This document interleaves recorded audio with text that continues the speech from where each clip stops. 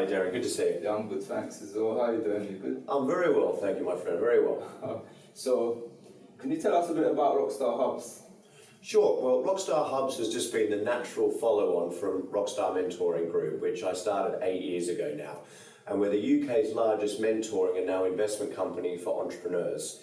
So what Rockstar Hubs is we've taken co-working, which is one of the fastest growing sectors now in London, with so many new businesses and so many startups here and wanting to start their business here in London, they need a place to work. So we're seeing a surge of companies that are providing desk space, full-time, part-time, hot desking. What Rockstar Hubs is we've taken our years of mentoring thousands of companies by our Rockstar mentors, who on average have started, built up, sold their own companies for 18 million quid, and we've opened a big space in the city where businesses now pay to be here full-time or part-time, but included in their co-working, they get access to either 6 hours of mentoring a month if they're full-time, or 3 hours of mentoring a month if they're part-time. And what we've now just launched is an in-house investment fund as well. So our first hub is now 85% full. We're looking to buy our second hub already. And inside the hub now, 40% of the companies that are here, we've actually already invested in, and we're dedicating a lot more time and energy to make them as successful as they possibly can be. Oh wow, so what's your personal story? How did you come about forming Rockstar Hubs and the group? Sure, well I grew up in Hong Kong, Yep. but the accent is Australian because after I was born in Hong Kong and spent the first few years of my life there, both of my parents are from Sydney, so we moved back as a child and I went to school and university in Sydney, Australia.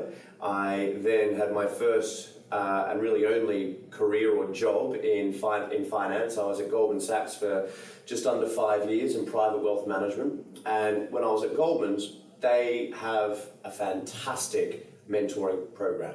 So I was very fortunate enough to be part of that program, being mentored by a very, very senior chap in the company who was a partner of Goldman. A lot of people don't realise, but you work hard there once you've been given a partnership. It's a very rare thing to achieve, but you do very well if you get to that status. And he was someone who I wanted to be. And that's when people ask me, what's the difference between mentoring and coaching? A mentor is someone who has achieved what you want to achieve. And I had him for one-to-one for 3 hours every month for a year. And that was my first experience being mentored. My second experience was when I came to London over 10 years ago, and I wanted to get into investment property in London. I'd never done it before over here, so I found someone who had built an £8 million portfolio in 2 years, and I paid him to take me out and show me how to do what he did, because I wanted to do what he had done. Yep. So he gave me all of his contacts, the lenders, the solicitors, the builders, the management companies, and just having that team from day one, I was able to build a substantial portfolio in London in my first year. I then became a mentor for the same company. So I then started mentoring people in property and realized just how much I loved it. You know, if I built up a large portfolio and people were paying the company and the company was paying me to mentor these people. And then in 2007, I realized that there is such a demand for mentoring. Is anyone providing this for people in business? You know, is there a website that you can go to where it doesn't matter what sector you're in, you know, you're in the retail sector or you're in the bars and restaurants or you're in online e-commerce or you're a traditional B2B services company, can you go to one website and be able to choose the best mentor who has already done what you want to do and get them to mentor you one-to-one? So that's how Rockstar started, and we've had an up and down journey. I mean, we started really well. The recession was tough. I was screaming, you know, these companies need mentoring now more than ever, and I was determined and believing that, you know, we were going to have a great time in the recession, but the affordability of those companies to pay our fees wasn't there. So we lost money during the recession. We had a tough time, but we really bounced back strongly in 2011, and a lot of that was helped to our government. You know, David Cameron back then said, it's the small businesses who are going to get us out of this mess. It's not the big corporates. We need to be doing more to help new companies start, and we need to be doing more to help existing small businesses grow. And he said, I think mentoring is one of the key ways to do that. And we were contacted by government, and we've been doing a number of mentoring contracts for government since. And then that, of course, led to our wonderful opportunity now that we're dealing with the Chinese. Wow. So can you tell me a bit more about how you're dealing with the Chinese at the moment? Sure. So a couple of years ago now, there was an article on us in one of the national newspapers about a government-endorsed or backed company that was helping thousands of new businesses start. And that was read by a very, very wealthy Chinese gentleman who lives here in the UK. And what his companies do, he owns a number of companies, but one of the companies that he runs provides investment opportunities for wealthy Chinese who are keen to invest into the UK. So not just, of course, property and real estate, but also businesses. You know, so they're always interested and are very, very keen to invest in fast-growing, innovative, exciting companies. So when we got together, I said to him, the best way to do this is to provide a hub, because I've invested in companies before privately, and the stats are, which a lot of people don't realize, 80% of companies that actually receive investment from crowdfunding or from an angel, etc., 80% of them, even when they get the money, go bust. And I've been a victim of that. I've invested money into companies which have gone bust. And the reason why is you can't get or you can't give enough meeting them for a board meeting once a month. You know, if you let these young businesses or leave them, not all of them of course, some of them do very well, but if you leave them to their own devices, there's the money, don't stuff it up, I'll see you at the next board meeting, it's not enough. You know, that business plan that they had and everything they said they were going to do usually turns out to be different in the real world. So I said to Peter, if we are going to have a number of businesses that we're investing in with the fact that we now can, you know, we've raised a lot of money from China, we have to give them more than just a board meeting. So that was the really interesting part about the Rockstar Hub. So there are two types of clients in this hub. There are those who don't need investment, but they want a place to work from and they value mentoring, so they pay to be here full time. And then you've got our other clients who we have invested in, and we say to them, there's the money, there's your desk, no choice, you are going to be here, and we are going to gift you one of our big mentors who has made it already in your sector, and they are going to be incentivized by us to work very hard with you to grow this company as quickly as possible. So it really works because the businesses are happy, we're happy as new shareholders, our investors from China are very happy, and the mentors are very happy. So our vision is to continue to do more and more of that. As I said, we've now just done our 14th company here in the hub, but we're very, very keen to continue to increase the number of businesses we back and therefore start buying more hubs and having them all in there. Yeah. And what's your vision like for the future for Rockstar Hubs and the group? Well, I think it's a wonderful combination of the hubs, and then I'll start with the hubs. I've been involved with investment property for over 10 years now, so firstly, building a business based around London real estate is one sensible option. So, as I said, we're looking to buy our next hub right now, and all the properties that we take on from now, we will want to acquire. And that's the core asset that we have. Inside those hubs, at the moment it's 40% of our businesses, but we'd like to increase that to 70%. So imagine you own a portfolio of properties where 70% of the people who occupy it you've invested in, you have equity in. And there are a couple of companies, there are only two in London already that do this, but their focus is only in specific areas of technology. And that's fantastic, that's their background, which is what they do, that's great. But we are able to invest in all sectors, and we have. I mean, the diversity of companies out there ranges from traditional retail to accountancy to innovative new technology, and the reason we're able to be diverse in our sectors is because we have mentors from all of those sectors who know how to grow those businesses fast. So the vision going forward, I'd love to get up to 3 hubs that we own, get to the sort of capacity and occupancy that we need, then we look to float the business. But what's very interesting coming up is we're very soon to launch the world's first international mentoring app. And obviously we can talk about that once the launch takes place, but that involves giving users the ability to download the app for free. They get mentored by some of the world's best entrepreneurs, so not just here in the UK, but from China, Australia, and the US, with other countries coming on board. And it allows them, as users, to also promote their business at the same time. Wow. So some of our viewers, they're startups and entrepreneurs. What are some of the best advice and tips that you could give to them as an executive and someone who's had experience in the field? Sure. I think for all startups, the most important thing, no matter what sector that you're involved in, is before you start spending the money that you think you need to spend first to be in business, firstly, prove to yourself that you are building something that people are actually going to want. Right. Spend the time to know and identify who is my customer. When this app is built, or when this product is ready to be sold, or when this service is ready to be sold, who on earth do I think is going to buy it? Yeah.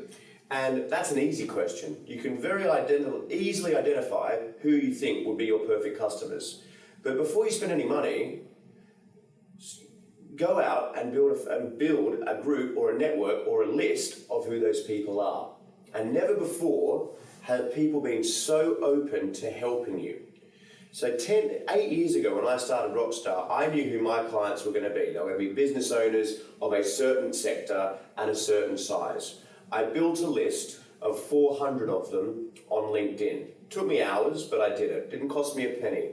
And then I invited every single one of them to an event being held in London, and I got the venue for free because I partnered with an accountancy company who were more than happy to have up to 400 SMEs come into their office in return for them being able to give an introductory talk, and 100 of them showed up, and they were my perfect customers. And back then I was a bit younger than what I am now, and I said to them, look, I'm a young entrepreneur. This is what I've experienced in mentoring, and I told them about Goldman's, and I told them about my time in property and what I'd done. And I said, this is the idea that I'm looking to build. I didn't even have any mentors yet, but I asked them all a series of questions. And the first one was, do you think mentoring is a worthwhile activity? And 85 of them said yes. So that was good feedback. And then I said, would you pay for mentoring? And they said, yes, they would. And then it came down to how much they would pay. And I left that meeting with 85 potential customers who had all said to me, if you can find me someone who has built up and sold a company in this sector, who can help and show me to achieve this, I'll happily pay the rates that you charge because I'm going to make a lot more money. And we started very successfully. So many startups spend the money. So if you talk about an app, it costs, and I can tell you because I'm building one right now, and it's not cheap to build a good functioning app. So many businesses spend the time building coding to then go out and try and do market research. Whereas you can actually use softwares to show what the app will look like just by imagery. Right. And it costs you nothing. So you can actually turn your idea of an app into an actual vision and use that to then go out and prove that you've got something that people want. Because the coolest thing is, if you speak to 100 people like I did, and 85 of them say, when this is ready, I would absolutely download it, it keeps you pretty motivated to get it done quickly because you know once you're ready, you've got 85 customers. So that is the most, out of all the things I could say, that is the most important piece of advice. Prove you've got something that something wants. And focusing on the subject of mentoring, what are the differences between not having a mentor and having a mentor and the benefits? Okay, great question. Learn from someone else's mistakes rather than your own. That's the core thing. There are reasons why. It's wonderful to see. Last year in this country, 567,000 new companies were registered on Companies House. So that doesn't include any of the sole traders. That is just limited companies set up, which was a record. an absolute record. So there is a massive surge and increase in people wanting to start their own businesses, which is fantastic. But the stats on how many startups fail is still very high. Right. Huge. I think the last time it was checked, I think 70% of them are finished in the first year, and 50% of what remains are gone in the second year. Yep. And in 5 years' time, I think it's something like from all the people who started, there's less than 10% that are still there. And I'd need to check the exact stats, but it's about that line. Yep. Why is it so many startups fail? There's one reason alone. It's because they make mistakes. And when you're a startup, mistakes, and in life, whether you're a startup or not, mistakes cost us two massive things: money and time. Right? Mistakes cost us time, they cost us money. And they are the two biggest resources that we have. And when you're a startup, you've only got so much time because you've only got so much money. And if you spend the limited money that you've got on something and it doesn't work, i.e. you build the app and then no one wants it, or you have a service and you think that's the marketing strategy that's going to work for me, and you spend the marketing budget and no one signs up, you know, these are the typical reasons why companies fail. Or they think it's only going to cost them $20,000 to get up running. $20,000 actually is $50,000. They run out of cash. No one will back them because they still don't have anything to prove. They have no proof of concept, and they have to give up. So what mentoring is, it's learning from someone else's mistakes. If you've got someone from the earlier stages who's already built up and sold a company for 18 million in your sector, telling you what you should be doing, and when they give you that advice, it's not because they've read about it, it's not because they've consulted on it before, it's because they've been through it themselves. Right. So if you have a mentor, you are fast tracking your growth because of two reasons. The first one is you're learning from their mistakes, as I've said. The second thing is we at Rockstar make you accountable to do the work to achieve the goals. So every client that we have at Rockstar, the first meeting we have, we set with them a specific financial goal. So if we were mentoring your business, you'd come in for a first session, right? Usually it doesn't cost you anything, or if we do a special promotion with an established business, it's only £47 for the hour. And in that first session, you've already told us coming in what your challenges are and what you really want to achieve in your business. We've matched you with the right mentor. And we're going to say that hour, okay, this is what we're going to work to achieve over the next 6 months. And it's something real. You know, for example, your current sales are, $5,000 a month. I want to increase that to £8,000 a month over the next 6 months. And this is how I'm going to do it. Step one, this month, between now and our next session, I need you to do A, B, C, D. And when you come here, if you've done all that, then I can introduce you to these three guys, because that's what you need to have done first in order for me to give you the introduction, because you're not quite ready yet. And then every month, I remember my first mentor used to say to me, he'd give me about 3 to 5 things I had to do after each session, in between, homework if you will. And he'd finish off each meeting by saying, if you haven't done it, don't show up. And I love that, because you're being made accountable to fast track your growth by actually being told to do physical things to get it working. Right. Wow. And in your journey, what have been some of the challenges and how did you overcome them? The main challenge that we had was during the recession, when we were charging, typically clients were paying us £2,500 a month for 8 hours. So our rate was circa £300 an hour. And we would pay the mentor £1,000 from that £2,500. So that's how we started. The client was paying £2,500. Our margin on that was £1,500. So the biggest challenge we had during the recession is the affordability. People couldn't afford that rate. But what I didn't do is I didn't change it. I kept that as a premium offering, but then I adapted by offering more cost-effective products, still under the Rockstar brand. So rather than people having to pay for 8 hours, we did a special hourly rate where we dropped our rate from $300 an hour down to $250. And we said to people, look, if you can only just afford 1 hour a month or 2 hours a month, then we can offer that to you. So that was a crucial thing. That was a key thing as a challenge that we overcame during the recession. It still killed our cash flow. So then, of course, the next challenge is, well, what costs can you eradicate in order to keep in business? You know, we had to reduce the size of our team, try and motivate the small team that was still left, and just continue to try and bide our time. And I tell you, I remember saying to myself at the end of 2010, after having lost hundreds of thousands of pounds again and having to have sold a couple of my properties to keep the business going, I remember saying to myself, if things don't turn around in 2011, I'm going to close this business. And it was the worst thing that I ever wanted to do, but I gave it 2 years of losing money. And fortunately, in the middle part of 2011, our fortune started to change and started to turn, and we've been, rocking ever since. But that was the biggest challenge that definitely comes to mind. Wow. So persistence is key as well, I guess. Definitely. And is there anything that we've missed out? Anything you'd like to mention and say?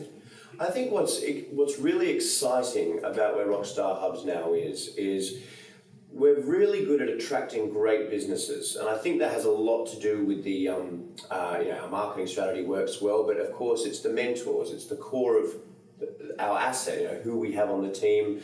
I think that my management team is fantastic, second to none. And what's really exciting, which I think is timely and relevant to the economy now, is China. And I spend, I'm in China 3-4 times a year now. I'm not fluent in Mandarin, but I'm getting there. They're an absolute joy and a wonderful culture to work with. And here in the hub, we've now got close to 30 Chinese staff who are all responsible for helping us in attracting and bringing in new investment to fund British businesses and to fund more British jobs. And it's something that we're very, very passionate about. We have a fantastic working relationship with the fellow directors here in the hub. And, the British businesses that are already in here enjoying it, it doesn't just give them access to cash and the mentors, but what we're always looking to do is to help them create their product or service to expand into the Chinese market. We're about to open our first hub in Shanghai. The market over there is just phenomenal if you can get it right. And a lot of British companies struggle with that because the culture is so different. And you really only get one shot to make it work. So I think that's one thing I wanted to talk a little bit more about, was what we're doing with the Chinese side. I mean, this little combination of two flags here sits proudly in my office. My fellow directors sit, their office is right behind this wall. We do a lot, and it's something that Britain, and especially, our government in place, want to be doing more of. And it's certainly something that we've worked out how to do, and it's working. It's working really, really well. Wow. And what are the implications to the economy for both Great Britain and China? Yeah, well, I think from a British perspective, there is an absolute desire. I mean, statistically now, compared to the rest of Europe, the UK, from an outside investor's perspective, is something of security, and it is something now of growth. From a GDP perspective, our gross domestic product is growing at a much higher rate than Europe right now, and hopefully long may that continue. China, on the other hand, has had a very bumpy ride in the last few months. Their share price, or their share index, their equity markets dropped north of 20% on scares that the economic growth has now slowed down. And what that's prompted is the desire for Chinese investors to start diversifying more of their investments outside of China.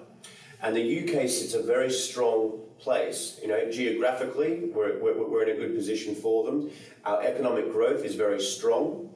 We are a very well-known and respected nation to the Chinese economy. And we are growing in terms of our innovation and the number of new exciting companies that are starting up here. So it's a perfect mix. It gives the Chinese investors the opportunity to invest outside of their own country, and it gives Britain the opportunity to take and welcome new opportunity and investment into the UK. And what we also want to do, as I said before, is if certain companies, and there are a couple here in the hub now, if there are certain companies who have got a very interesting product or service that's selling well in the UK, often, especially if it has connotations with Britain, then that can sell very well into China. And the difference between China and the UK is 66 million population versus 1.4 billion population. A huge market opportunity. So it's a win-win for all sides. Well, it's a pleasure speaking with you, Jonathan. I mean, it's been a real insightful conversation, and hopefully we can speak again. Do you have any final words for our viewers? Well, I firstly thank you so much for the opportunity. Great to have a chat with you today. I think the key things are if you're a startup, you're an entrepreneur. The most important thing I'd say is I really hope you still have the same passion you did when you first started. And if you are starting out now, you absolutely have to love what you're going to do, and that vision has to be so strong, because as you've heard from me, it's never an easy ride. You're always going to have challenges, and what keeps you going in those difficult times is that love, that passion, and that belief that you're building something or you're growing something that you know will be a massive success. And the key thing to always remember too is that you can't do all of it yourself. So the faster that you can get the right people around you and build that core team, the better you will be.